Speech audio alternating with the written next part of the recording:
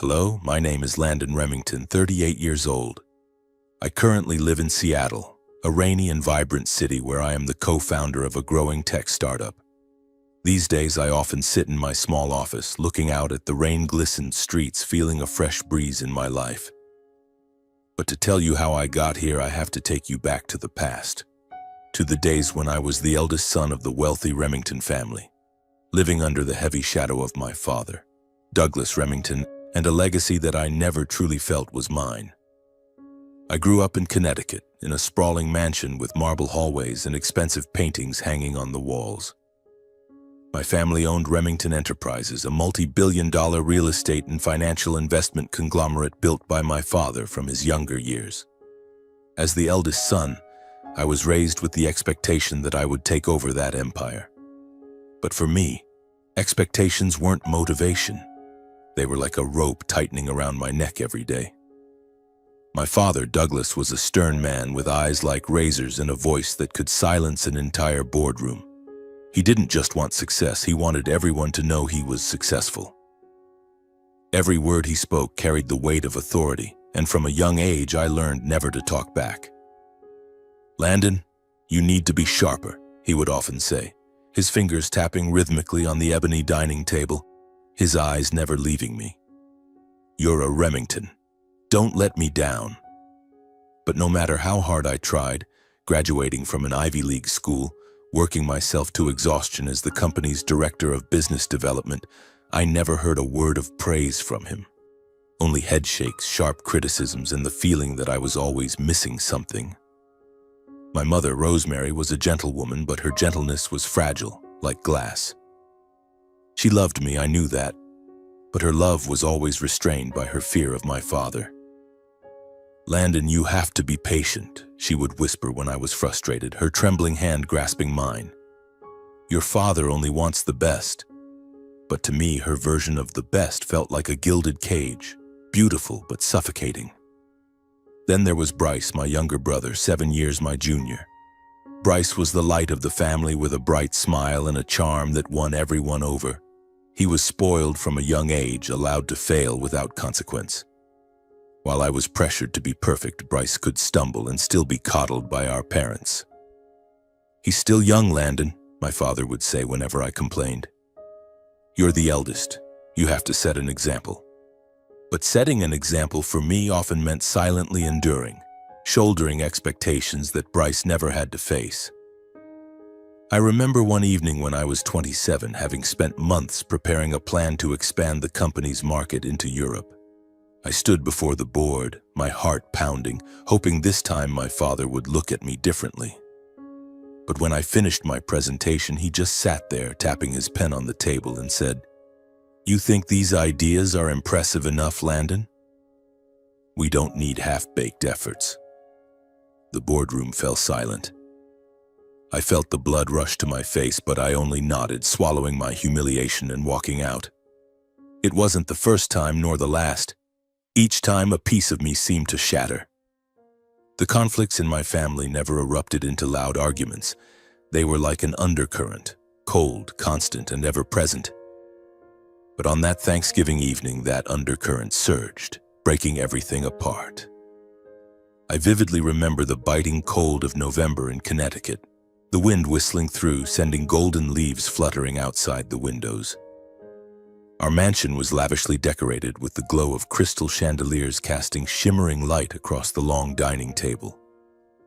Thanksgiving dinner wasn't just a family occasion, it was an event. Relatives from across the country gathered, joined by a few major shareholders of Remington Enterprises and distinguished guests my father invited to flaunt his power. I sat near the head of the table opposite Bryce, with my mother beside me and my father at the head, presiding like a king in his own court. The atmosphere was initially pleasant, at least by Remington standards. Small talk mingled with the clink of cutlery against porcelain plates. I stayed quiet as usual, nodding when someone asked about work or made a polite remark. But I noticed my father's eyes, sharp, calculating, darting toward me more than usual. A sense of unease crept over me like a storm brewing on the horizon. And then it hit, swift and merciless. As dessert was served, fragrant pumpkin pie and shimmering red wine, my father stood raising his glass, commanding every eye in the room. "Ladies and gentlemen," he began, his voice deep and authoritative, "I'd like to take this opportunity to share some good news about the future of the Remington family and our company." Smiles spread. Curiosity piqued. I gripped my wine glass tightly, sensing something was wrong.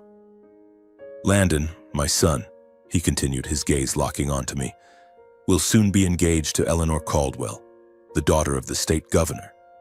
This is not just a family union, but a strategic step to ensure our billion-dollar complex project is approved, a perfect move for Remington Enterprises."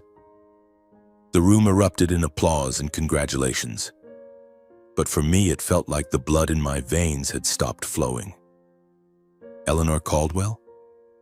I'd met her exactly once at a charity event, and we barely exchanged 3 sentences. This wasn't a proposal. It was a command, a political marriage arranged to serve my father's interests, with me as nothing more than a pawn. I glanced at my mother. Her head was bowed, her hands clasped tightly in her lap, avoiding my gaze. Bryce smirked, as if suppressing a laugh. The guests? They watched me with curious eyes, waiting for my reaction. My heart pounded, and for the first time in my life I felt a fire ignite in my chest. Not fear, but rage. "No," I said, my voice clear, though trembling slightly. The room fell silent. My father's brow furrowed, his wine glass pausing midair. "I won't marry Eleanor Caldwell. I don't agree to this marriage." For a moment, time seemed to freeze. I heard someone gasp, probably Aunt Margaret. My mother looked up, her eyes wide with panic. Bryce whispered something to the person beside him, his eyes gleaming as if watching a play unfold. But my father, he didn't blink. He just stared at me, and I could see the fury boiling in his eyes. "What did you say, Landon?" His voice was low, dangerous, like the growl of a beast before it strikes. I took a deep breath, trying to keep my voice steady. "I said I won't marry her. I'm not a tool for you to use in your plans." The room held its breath. Then my father laughed, a dry, humorless laugh. "You dare speak to me like that, Landon? An ungrateful wretch, the greatest disappointment of this family, daring to reject the opportunity I've given you?" He stepped toward me, each footfall thudding against the wooden floor, echoing in the silence. "Who do you think you are? You're nothing without me, without Remington Enterprises." I wanted to retort, to say I'd done everything he ever asked of me for years, but the words caught in my throat. And then, before I could react, my father raised his glass of red wine and flung it straight at my face. The cold liquid splashed across my forehead, dripping down my cheeks, soaking into my white shirt. The sharp smell of wine filled my nostrils. I heard my mother's faint gasp, someone's stifled chuckle, and the murmurs of the guests. "You don't deserve the Remington name," my father snarled, slamming the glass onto the table, the sound of shattering crystal ringing like a verdict. "Get out. Now!" I stood, my hands trembling, my blood boiling. Wine dripped onto the floor like my own blood spilling. No one spoke. No one stood up for me. My mother kept her head down. Bryce smirked, and the others just watched, as if I were a stranger who had ruined their party. I left the room, my footsteps heavy in the long hallway. When I reached my apartment, my phone buzzed. A message from my mother. "Landon, you should reconsider. Your father only wants the best." And right after, one from Bryce. "You're such an idiot, Landon. Defying Dad? You'll regret this." I stood there in my dark apartment, humiliation and anger swirling together like a wave threatening to drown me. The apartment I called home sat on a quiet street in Connecticut, not far from the family mansion. It wasn't as lavish as my parents' home, but it was my own space, or so I had thought. I sank onto the sofa, still wearing the wine-stained shirt, the acrid smell clinging to me like a reminder of the humiliation that had just unfolded. My mind was reeling. For the first time in my 35 years, I had dared to stand up to my father. But that fleeting sense of freedom was quickly overtaken by fear. My father was not a man who forgave easily, and I knew he wouldn't let this slide. My phone buzzed again, but I didn't check it. I didn't want to read more of my mother's placating advice or Bryce's mocking taunts. I just wanted a moment of silence to process what had happened. But silence was never something the Remington family granted. The next morning, I was jolted awake by incessant knocking at the door. Still groggy, I opened it to find a man in a suit standing there holding a stack of documents. "Mr. Landon Remington?" he asked, his voice flat. I nodded, a sinking feeling rising in my gut. "I'm a representative from the legal office of Remington Enterprises. I've been instructed to inform you that your employment contract has been terminated, effective immediately." He handed me a thick envelope, his eyes devoid of emotion. "Additionally, this apartment is company property. You have 24 hours to vacate." I stood frozen as if I'd been slapped. "What? This is my home," I nearly shouted, but the man only shrugged. "All assets you've been using, the apartment, the car, the company credit cards, are registered under Remington Enterprises. This decision comes directly from Mr. Douglas Remington." He turned and left, leaving me with the envelope in my hands and an indescribable emptiness.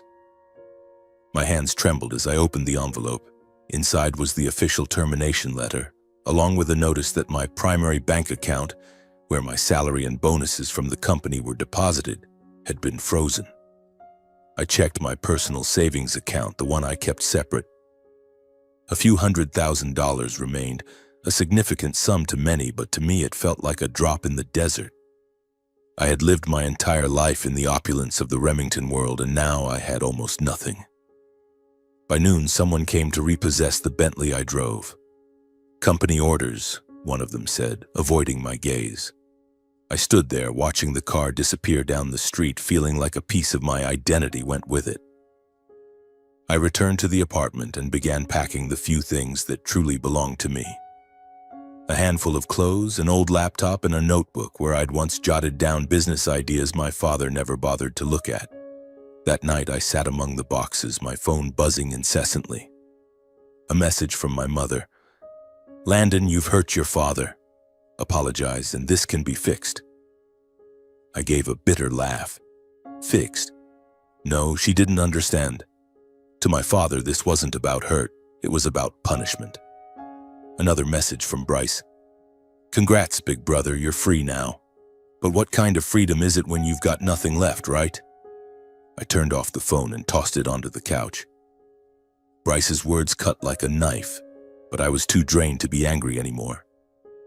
I looked around the apartment one last time. Bare walls, furniture that wasn't mine. I'd lived here for nearly a decade, but now I realized it had never truly been home. It was just another part of the stage my father had set, and I'd just been kicked off it. The next morning, I called a taxi carrying 2 suitcases and a duffel bag. I didn't know where I was going, but I knew I couldn't stay in Connecticut. Every street, every corner bore the shadow of the Remington family and of my failures. As the taxi pulled away, I looked out the window, watching the sunlight glint off the increasingly bare trees. I didn't cry, but my chest ached, as if someone were squeezing my heart. I told the driver to take me to the airport. When he asked, "Where to, sir?" I hesitated. "Seattle," I replied almost instinctively. I'd read about the city, where tech startups sprouted like mushrooms, where young, passionate people were changing the world. I didn't know what awaited me, but I knew one thing. I didn't want to be the Landon Remington of yesterday anymore. As the plane took off, I looked down at Connecticut one last time, feeling like I was leaving behind not just a place, but a person. I was no longer the eldest son of the Remington family. I was just Landon, and for the first time in my life, I had to figure out who that was. Seattle greeted me with a drizzle, the damp cold seeping through my thin coat. I dragged my suitcase through the airport, feeling adrift among the bustling crowd. In my pocket was the last of my money, a few $100,000, the remnants of my years toiling for Remington Enterprises. It was enough to survive for a while, but not enough to live as I once had. No more luxurious apartments, no cars, no extravagant dinners. It was just me, and for the first time that was both terrifying and strangely liberating. I rented a small apartment in Capitol Hill, a cramped space with creaky wooden floors and peeling paint. It smelled of mildew, but the window overlooked a lively street where young people in hoodies and canvas bags passed by, laughing and chatting. I stood there watching them, wondering if I could become part of this world, a world unbound by the Remington name. Those first days in Seattle were a series of challenges. I'd never had to fend for myself. In Connecticut, I had assistants, drivers, and an entire team ready to follow my orders. Now I had to learn how to cook, do laundry, and budget every penny to make it through the month. I remember one evening when I tried to make a simple spaghetti dish and ended up burning the pan. Sitting in my tiny kitchen, smoke billowing around me, I laughed, not out of joy, but at the irony. Landon Remington, who once orchestrated million-dollar deals, couldn't even cook a meal. But then I found the first glimmer of light in the darkness. One afternoon, while sitting in a small coffee shop, where I often went to use the free Wi-Fi, I overheard a group of young people discussing their startup project. They were at the table next to me, passionately debating an app that connected local farmers with consumers.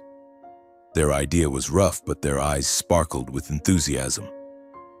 I listened, feeling something stir inside me.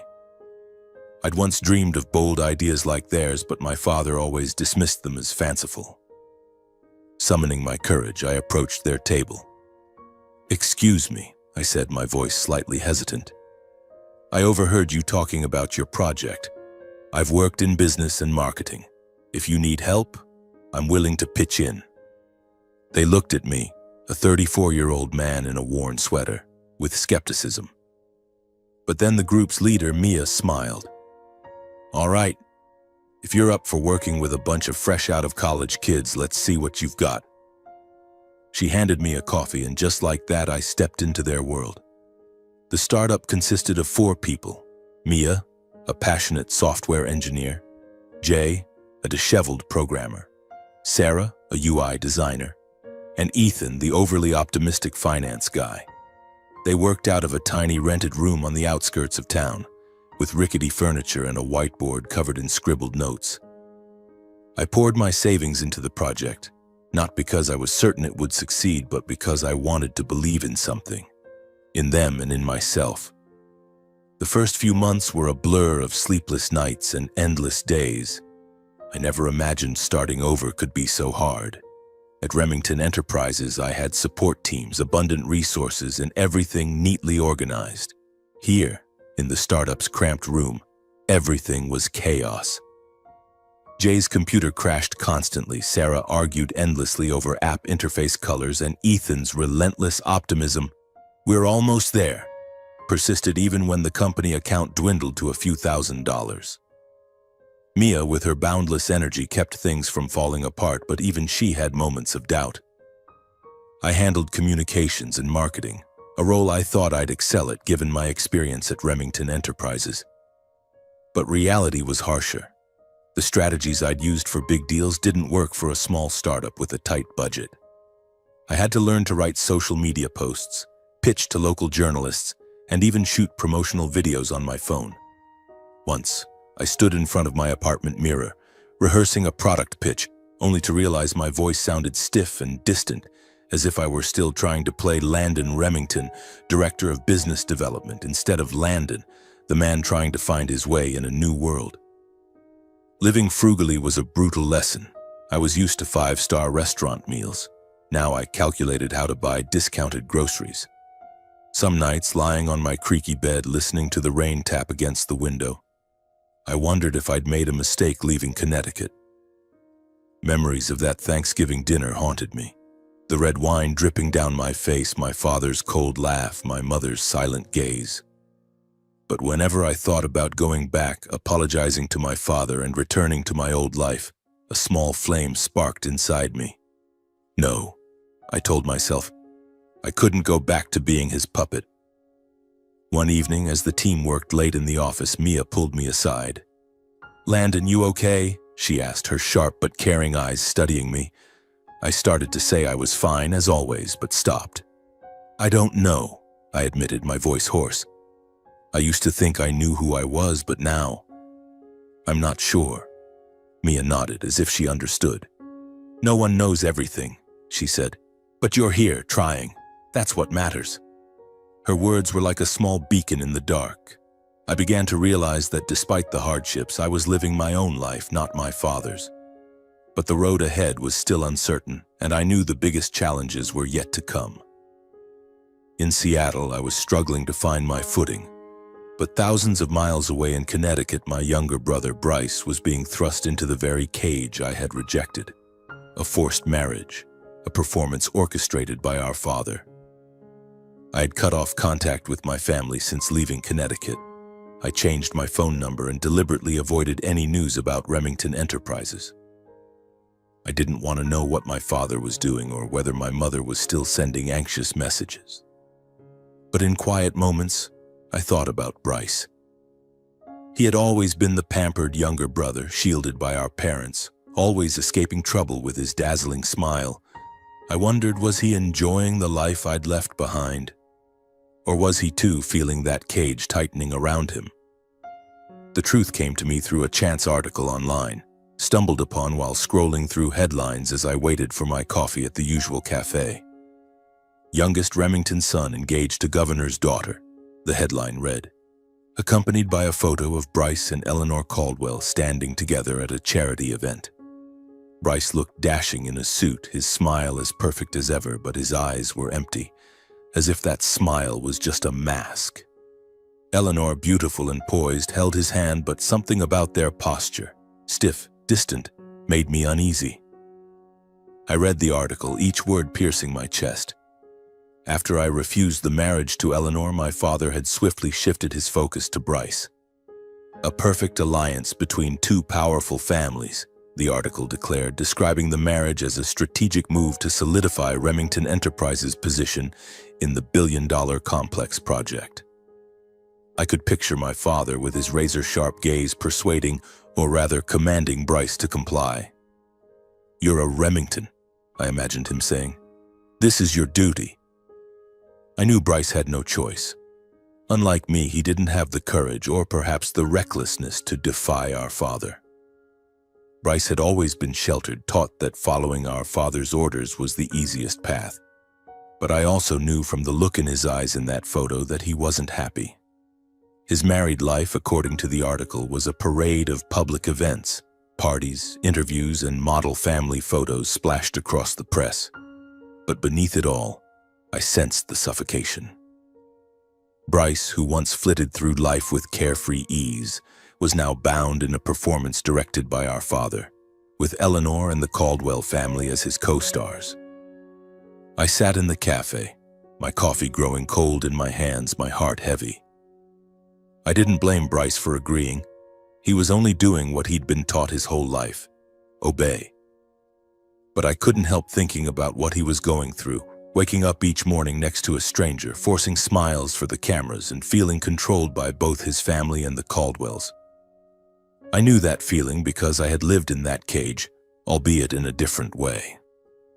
I wondered if Bryce ever thought of me or if he regretted mocking me that Thanksgiving night. But regardless, I couldn't do anything for him from Seattle.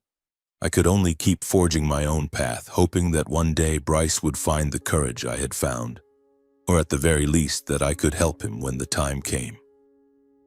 In Seattle, I threw myself into the startup as a way to escape my past. The early days of struggle gradually gave way to a new rhythm. Mia, Jay, Sarah, Ethan, and I worked like maniacs, pouring our hearts into an app connecting farmers with consumers. We called it Greenlink, a simple yet promising idea that let city dwellers buy fresh produce directly from local farms. But turning that idea into reality was a battle. We faced endless issues: software bugs, funding shortages, and heated debates over direction. Some nights, lying on my creaky bed in the apartment, I wondered if I was betting everything on an unrealistic dream. But after 3 grueling years, a breakthrough came.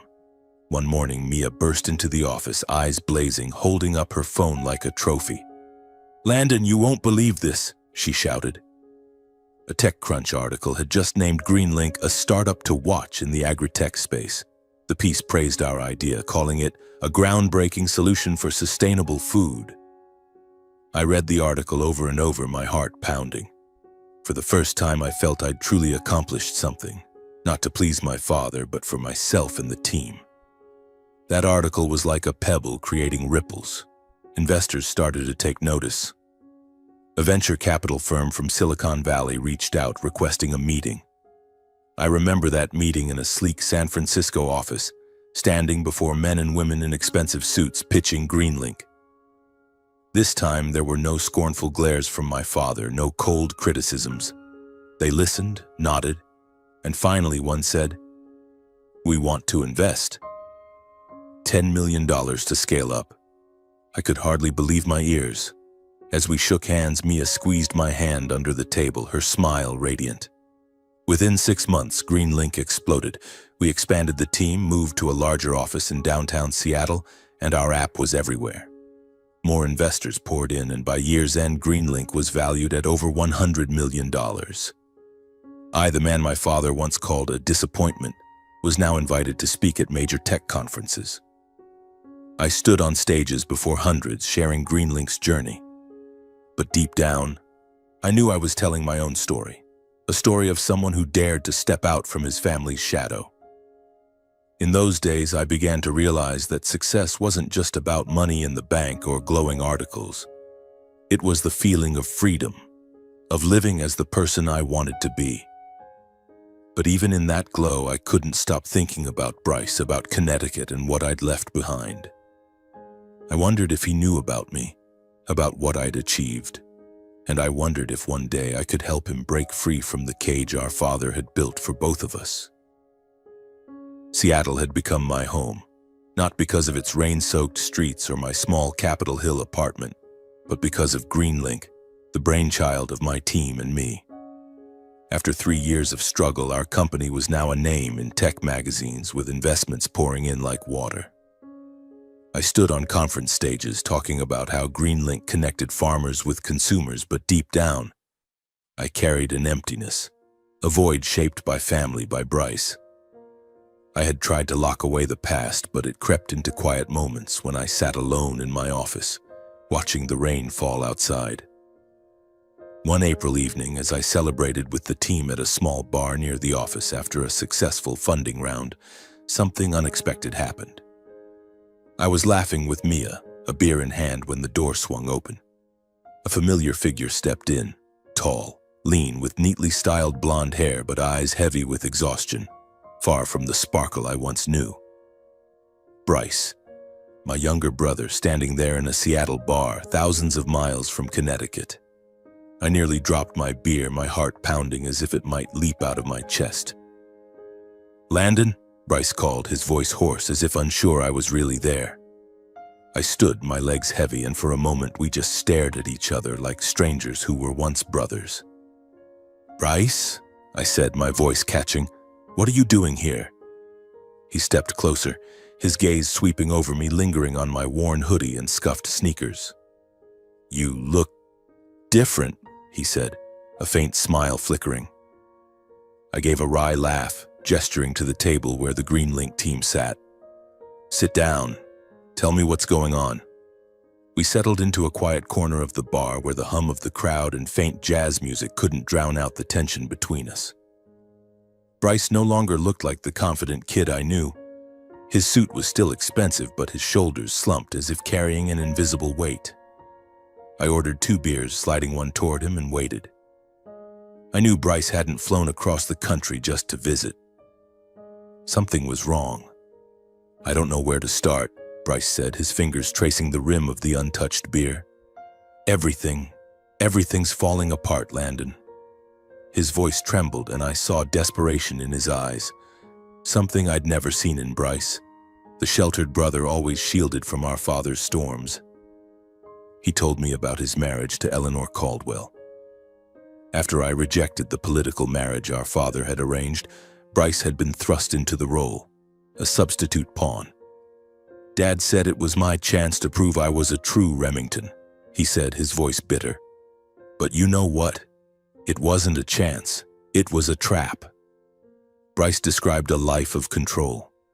Eleanor, though intelligent and charming in public, was distant, living by the Caldwell's script. Every move Bryce made, from dinner parties to speeches, was meticulously planned. "I feel like a puppet," he said, his hands clenching until his knuckles whitened. "Every day I have to perform. I don't know who I am anymore." I sat there, listening, feeling like I was looking at an old version of myself, the one trapped in our father's cage. I wanted to say something to comfort him, but the words stuck in my throat. Bryce looked at me, his eyes full of pain. "You did it, Landon. You got out and built something. Me, I don't know how to escape." I took a deep breath, searching for words. "Bryce, I didn't leave because I was stronger than you," I said, my voice low. "I left because I had nothing left to lose, but you can still choose." He shook his head, a bitter smile crossing his lips. "Choose? If I say no, Dad will do to me what he did to you. Take everything. I don't have your courage, Landon." I wanted to tell him that courage wasn't something you were born with. It was forged through pain, sleepless nights, and self-doubt. But before I could speak, Bryce stood, mumbling an apology. "I just wanted to see you," he said. "I heard about Greenlink. I'm proud of you, even if I never said it." He turned and walked out of the bar, leaving me with an unfinished beer and a sense of helplessness. I sat there in the dim light of the bar, thinking about Bryce and the paths we'd taken. I had found freedom, but at the cost of distance from my family. Bryce was still trapped, and for the first time I felt not anger but responsibility. I wanted to help him, but I didn't know how. The brief encounter with Bryce at the Seattle bar left me with a lingering sense of unease. He left quickly, as if afraid of being spotted, but his desperate eyes and words, "I feel like a puppet," echoed in my mind. I knew Bryce was living in a cage, just as I once had. But I never imagined that just a few months later he would make a decision that would shake the entire Remington family. In Seattle, I carried on with Greenlink. The company was now a shining star in the tech startup world. We had just signed a major deal with a supermarket chain to distribute local farm produce through our app. Late-night meetings, conference speeches, and investor calls kept me so busy I barely had time to think about Connecticut. But every time my phone buzzed with an unknown number, my heart raced, hoping it was Bryce, and dreading it might be bad news.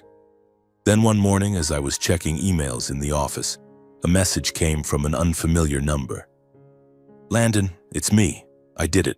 I filed for divorce." I froze, rereading the text, the world around me going silent. Bryce, my little brother, who had been too afraid to defy our father, who had accepted the marriage to Eleanor Caldwell to please the family, had filed for divorce. I called him immediately, no hesitation. "Landon," Bryce's voice came through, faint but carrying a resolve I'd never heard before. "I couldn't keep going. I couldn't live like that anymore." He explained that after our meeting in Seattle, he'd done a lot of thinking. "You were right," he said. "I can choose. And I'm choosing not to live as a puppet anymore." I sank into my chair, gripping the phone, feeling both proud and worried. "Have you told Eleanor?" I asked. Bryce paused, then replied, "She knows." She wasn't surprised, but her family, they're furious. I could imagine the Caldwell's rage. To them, Bryce and Eleanor's marriage wasn't just a family union. It was a political contract, a way to bolster Governor Caldwell's power and secure benefits for Remington Enterprises. Bryce's divorce wasn't just the end of a marriage. It was an act of betrayal in their eyes. "What about Dad?" I asked, though I already knew the answer. "Dad, he called me ungrateful. Said I've destroyed everything he built," Bryce said, his voice catching. "But this time, I'm not apologizing. I'm not going back." A mix of emotions surged within me. I was proud that Bryce had finally found his courage, but I also knew the price he'd pay wouldn't be small. I remembered the day I left Connecticut when our father stripped me of everything, my apartment, car, bank account. Bryce was now facing the same risk, perhaps worse because he wasn't just defying our father but also the Caldwells. "Where are you?" I asked. "What do you need?" Bryce gave a dry laugh, a mix of exhaustion and relief. "I'm in New York for now. I don't know what I'm doing next, but I want to see you. I need you." His words choked me up. Growing up, we had never been truly close. I was the eldest, burdened with the pressure to be perfect, while Bryce was the pampered younger brother, always forgiven. But now, at this crossroads in our lives, I felt a new connection. Not as Remington brothers, but as two people trying to escape our father's shadow. I arranged to fly to New York that weekend. When I met Bryce at a small Brooklyn cafe, he looked like a different version of himself. The expensive suit had been replaced by a simple shirt and jeans, his blonde hair no longer meticulously styled but left loose. What struck me most was his eyes, no longer empty as they were in Seattle, but lit with a flicker of hope, though still tinged with fear. "I did the right thing, didn't I?" Bryce asked, fidgeting with his coffee cup, seeking reassurance. "You did what you needed to do," I said, placing a hand on his shoulder. "But it won't be easy, Bryce. Dad won't forgive you, and the Caldwells, they'll do everything to retaliate." Bryce nodded, his lips pressed tight. "I know. They've already cut all ties with Dad's company.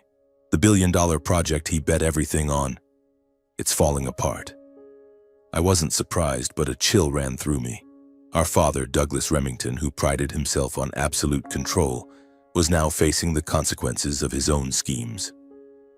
Bryce shared more details. After filing for divorce, he faced a storm. Eleanor, though she didn't love him, was humiliated by the public fallout. The Caldwells declared Bryce's actions a betrayal, not just to them, but to the shared interests of both families. They withdrew all political support from Remington Enterprises, leaving the billion-dollar complex project, our father's obsession, in limbo.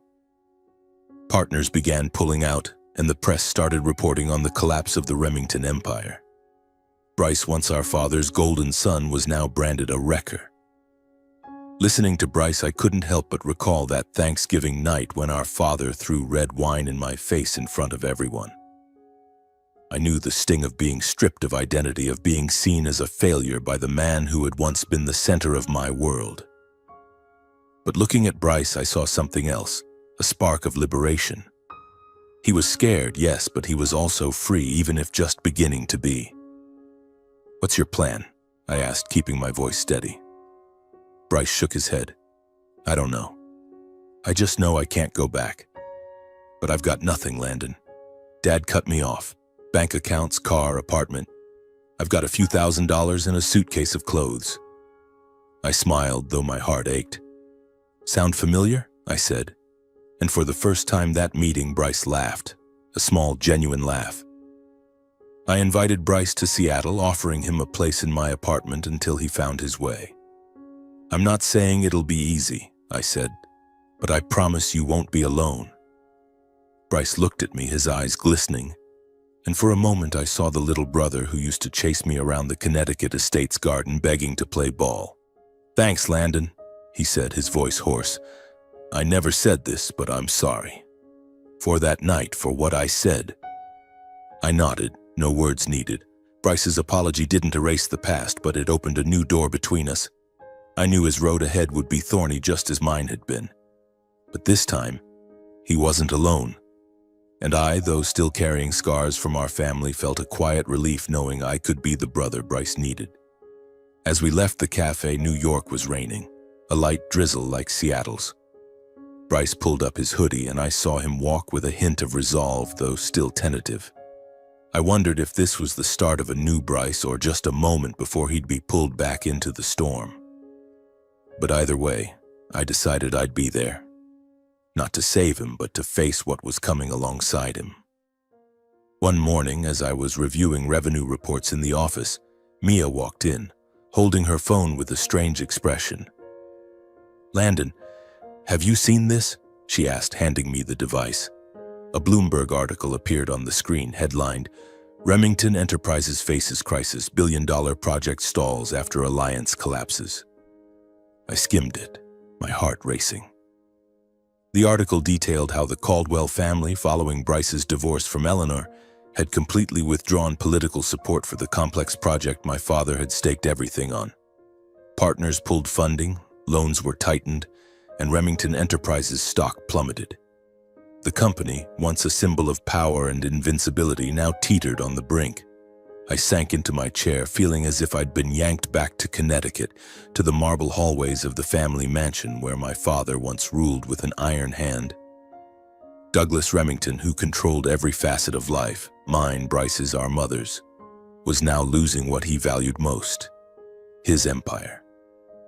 Part of me felt a cold satisfaction, a grim pleasure at the thought of him backed into a corner.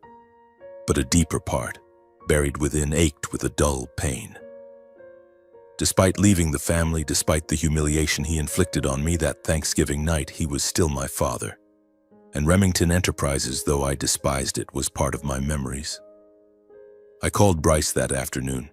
He was staying at my Seattle apartment, sleeping on the sofa and trying to find work. "Have you seen the article?" I asked. Bryce sighed over the phone. "Yeah, Dad called me this morning. He blamed me, Landon. Called me the destroyer of the family legacy." His voice wavered, but I detected a new resolve. "But I don't regret it. Not anymore." I fell silent, picturing our father in his Connecticut office behind his ebony desk, his sharp gaze perhaps now masking panic. I used to fear those eyes, lived my whole life trying to please them. But hearing Bryce, I realized our father was no longer the invincible man I once knew. He had bet everything on the Caldwell alliance, and when Bryce broke it, he lost his strongest card. In the weeks that followed, news about Remington Enterprises grew bleaker. Competitors swooped in, snatching contracts my father once held secure. Investors fled, and the press began calling it the fall of an empire. Once I saw a photo of my father in an online article. He was at a press conference, looking a decade older with deeper wrinkles and weary eyes. My mother, standing beside him, wore her forced smile, but I knew she was breaking inside. I wanted to call her, to ask if she was okay, but I couldn't. Not out of anger, but because I feared her voice would pull me back into the cage I'd escaped. Bryce, meanwhile, was slowly finding himself in Seattle. He started freelancing, writing content for small tech companies, and I saw him smile more. One evening, as we ate pizza in my apartment, he said, "You know, for the first time I feel like I'm living, not performing." I smiled, but my heart was heavy. Bryce's freedom, like mine, had come at a cost. The collapse of Remington Enterprises. That is the story of my life. From the eldest son living in the suffocating shadow of the Remington family to a man who found freedom in Seattle's rain. I once thought I had to carry the world, my father's expectations, the family legacy, and the Remington name like an iron crown. But now, sitting in my small apartment, listening to the rain tap steadily on the window and watching Bryce sleep soundly on the sofa, I realize my true world isn't in skyscrapers or million-dollar deals. It's here, in these simple moments, in the freedom Bryce and I paid dearly to claim. My journey is no fairy tale. Leaving Connecticut, I lost everything. My apartment, car, bank account, and the sense of belonging somewhere. That Thanksgiving night, when my father threw red wine in my face and called me ungrateful, I thought I'd never get back up. But in Seattle, alongside people like Mia, Jay, Sarah, and Ethan, I learned that failure isn't the end. It's a beginning.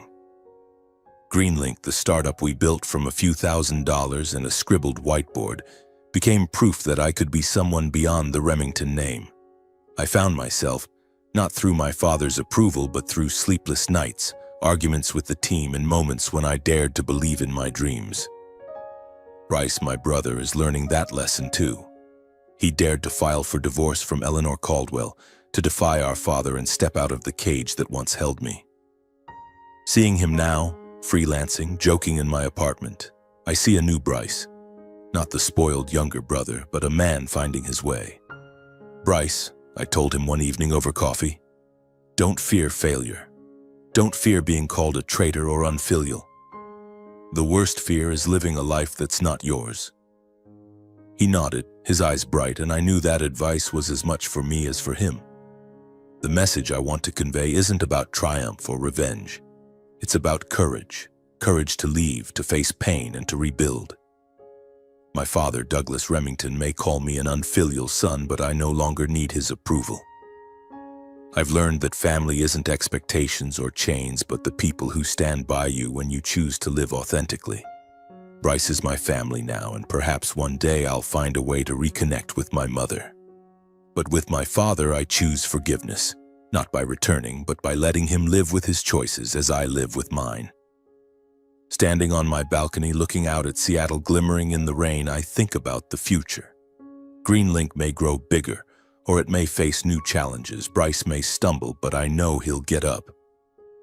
As for me, I'll keep walking, unsure of the destination, but certain I'm on my own path. My father called me an unfilial son, but perhaps I'm just the first son who dared to live the way I wanted.